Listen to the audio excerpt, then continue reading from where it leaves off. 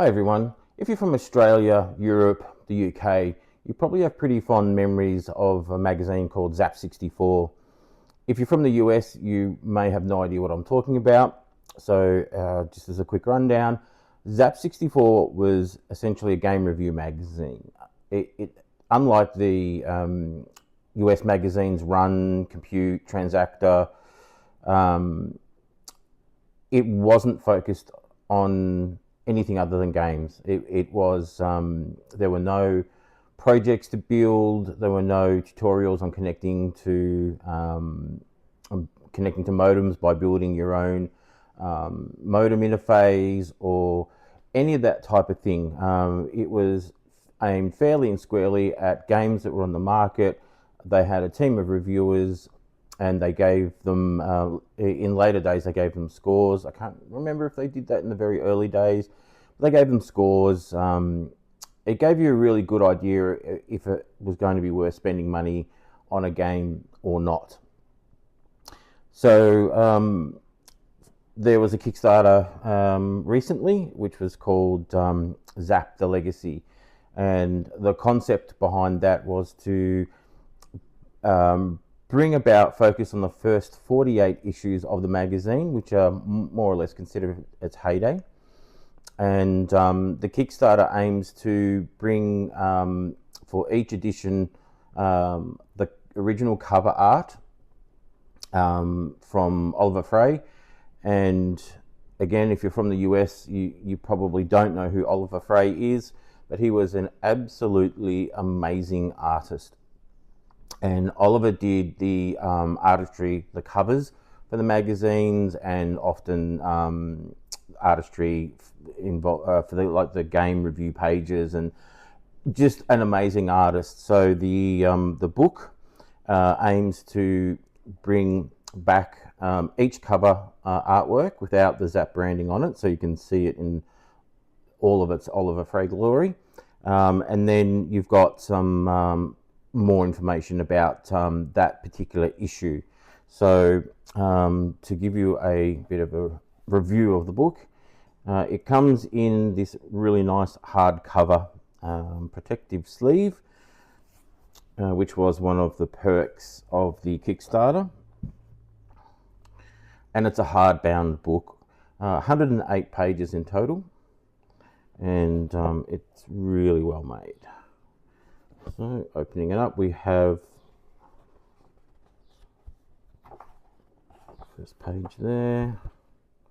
It's really nice paper stock, thick. This is clearly, not cheaply made. It's good to know all of our Kickstarter funds were used very well. So some acknowledgements there, and we have a forward.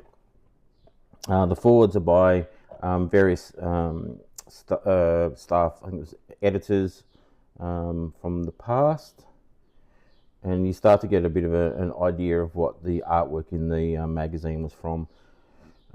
If you're someone who's familiar with the magazine, then these are going to bring back some awesome memories.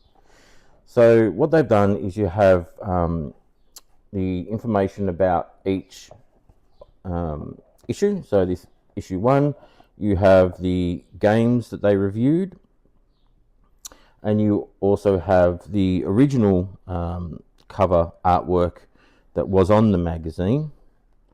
But then, of course, behind it you have the actual artwork minus all of the Zzap branding. So it's kind of cool. So the games that they reviewed, and there's also some information about the issue itself. So some behind the scenes information, essentially. So they haven't reproduced the 48 issues individually, if that's what you were thinking.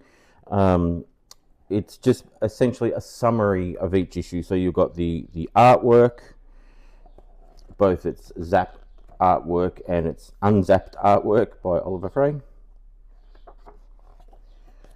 the games that they reviewed, and then behind the scenes information, which was provided by the staff. So as I said, it runs to 108 pages, which is pretty good. That's your 48 issues covered. And as well as the actual legacy book, you've also got another booklet of Oliver Frey artwork. So yeah, if I can open that up. As I say, Oliver Frey was the main artist for the magazine, so any artwork that was done, he did it. And he was an absolutely amazing artist. In fact, what we'll do, I'll change camera angles so we can have a better, closer look at some of the artwork that he's done. Alright, so let's dive in. So as you can see, this is another Fusion Retro Books project. They are an organisation which has produced many retro book reproductions, and well worth a visit to their website to see what they've got available. All of their products are high quality generally, and this is no exception. So really nice quality paper stock, slightly glossy, which helps to bring out the quality of the artwork. So we've got our acknowledgements, forward by Phil King, who's one of the later Zzap magazine editors. And as we saw earlier, you've got, if we go back a page, you've got the magazine artwork unadorned of any Zzap branding at all, just you've got the signature of Oliver. Then we dive into the actual magazine itself with the artwork as it appeared on the front of the magazine, and the game reviews, and then some text which has some behind the scenes information from the some of the staff who were there at the time. And basically that's what we have for each of the 48 issues. And as you can see, the artwork from Oliver Frey is absolutely stunning.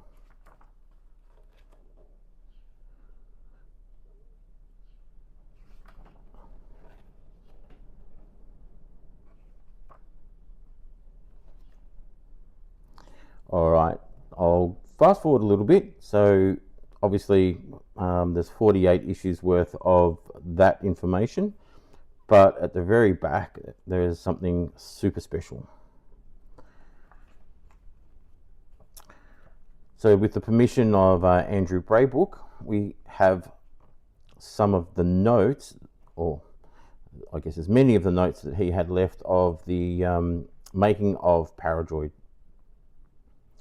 And this is it's a really interesting perspective that you don't normally get to see when someone creates a game. Normally it's a very private process or corporate process, and we don't usually get a look into to what goes on. But here are Andrew's notes.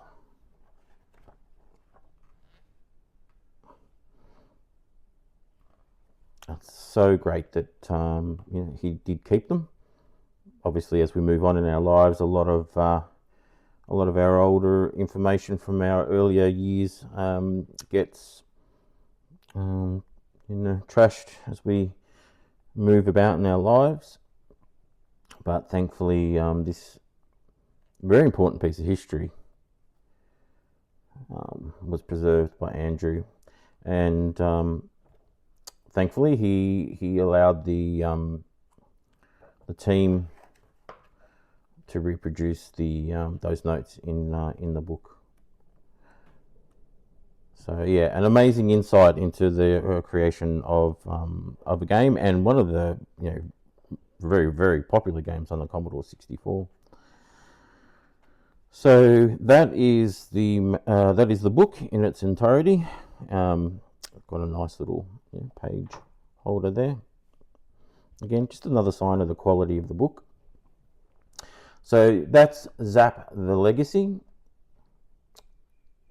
I think it's worth every cent, and it's a real walk through memory lane if you were a purchaser of Zzap 64. It doesn't really go into, well, the first 48 issues, of course, means it concentrates purely on the Commodore 64 era. They did go into the Amiga as well in later years, at least for a little bit, but that was way beyond issue 48.